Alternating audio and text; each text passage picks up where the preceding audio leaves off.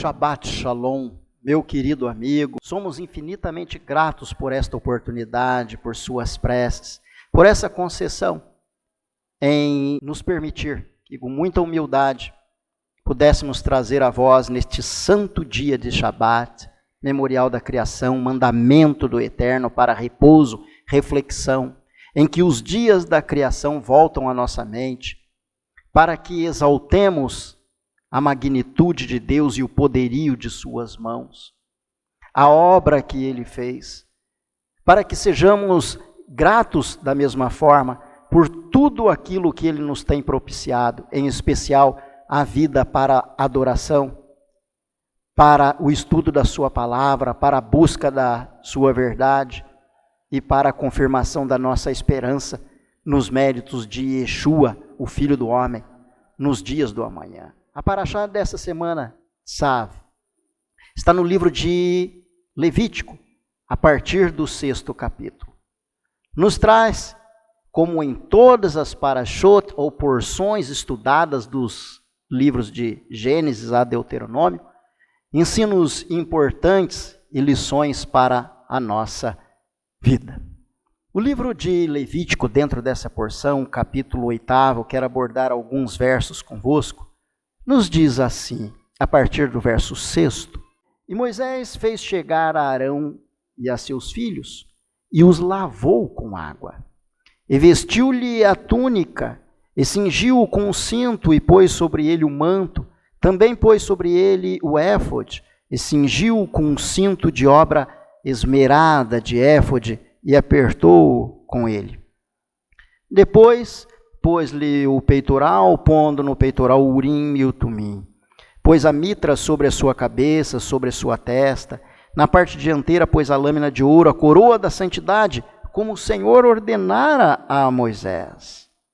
Então Moisés tomou o azeite da unção e ungiu o tabernáculo e tudo o que havia nele e o santificou. Espargiu 7 vezes dele sobre o altar do azeite, e ungiu o altar e todos os seus utensílios, como também a pia, a sua base, para santificá-las. Derramou o azeite da unção sobre a cabeça de Arão, e ungiu-o para santificá-lo. Isso me traz à mente o livro de Tehillim, que fala que os irmãos buscando a união em sua convivência, são como o óleo que escorre sobre a barba de Arão. Moshe ungia o seu irmão, vestia-o, bem como a seus filhos, para o exercício do sacerdote. O sacerdote é aquele que trabalha como mediador entre Deus e os homens. Assim era a obra de Arão e seus filhos, a obra de Moisés, que falava com Deus. Hoje, igualmente, nós temos os sacerdotes, são os pastores. O livro de Hebreus diz: honrai a vossos pastores com duplicada honra, porque velam pelas vossas vidas, como quem há de dar conta delas. O que seria para você honrar o seu pastor com duplicada honra? Muitas vezes o fardo carregado por um líder não é bem compreendido pelas ovelhas. Muitas vezes o líder, e não raras vezes, aliás, padece das suas necessidades, das suas dificuldades, e não é olhado com o carinho que requer a Escritura.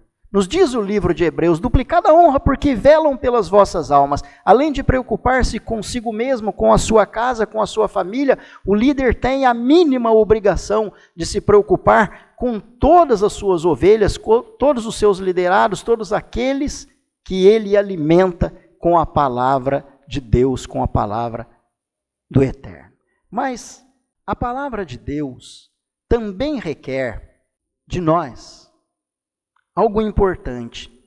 No livro de Romanos, capítulo 12, nos diz assim os primeiros versos: rogo-vos, pois, irmãos, pela compaixão de Deus, que apresenteis os vossos corpos em sacrifício vivo, santo e agradável a Deus, que é o vosso culto racional. Não sede conformados com este mundo, mas sede transformados pela renovação do vosso entendimento, para que experimenteis qual seja a boa, a agradável, a perfeita vontade de Deus.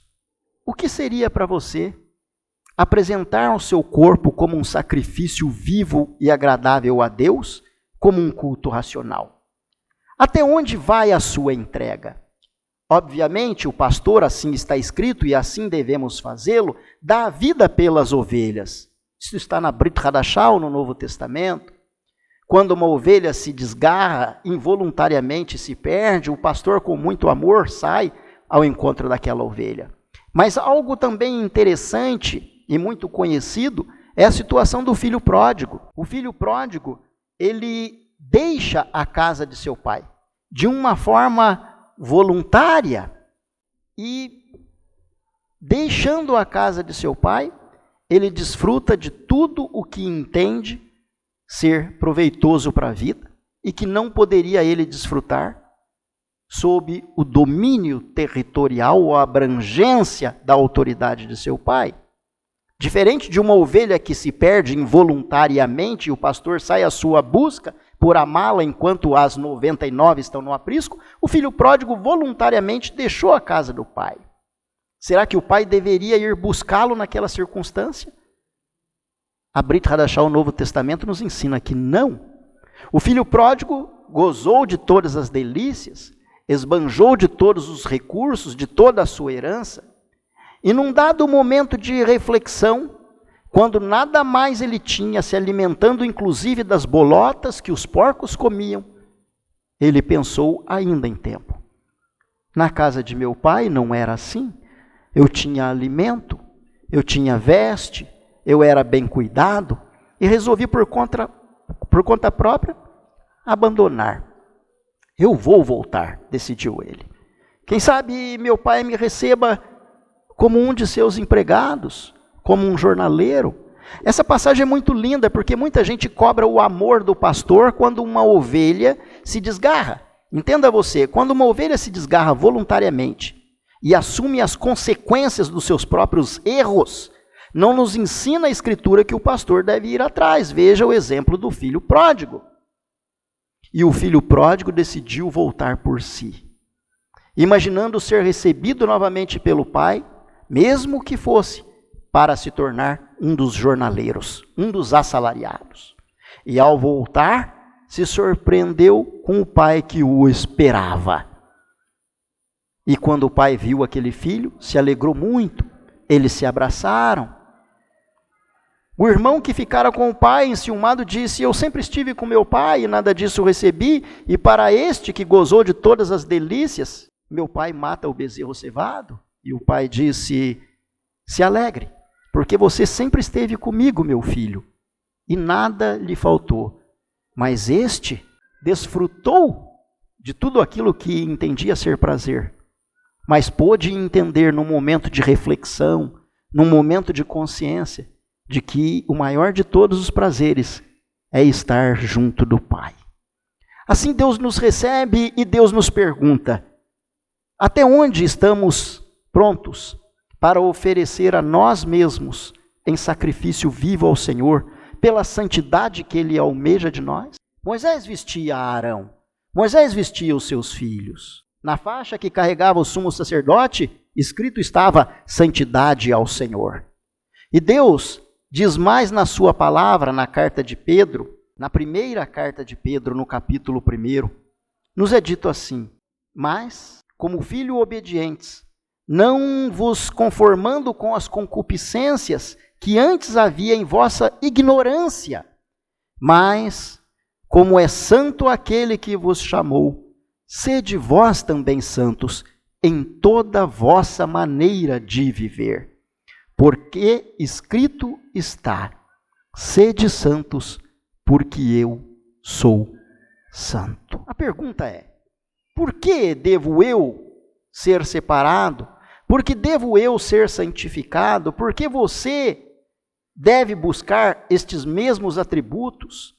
Esta realização de benefício em tua vida? A resposta é muito simples. Deus nos chamou. Deus é santo. E Deus deseja que sejamos santos. A santificação vem pela obediência, nos diz a Torá. Yeshua, inclusive, disse: aquele que me ama, guarda os meus mandamentos.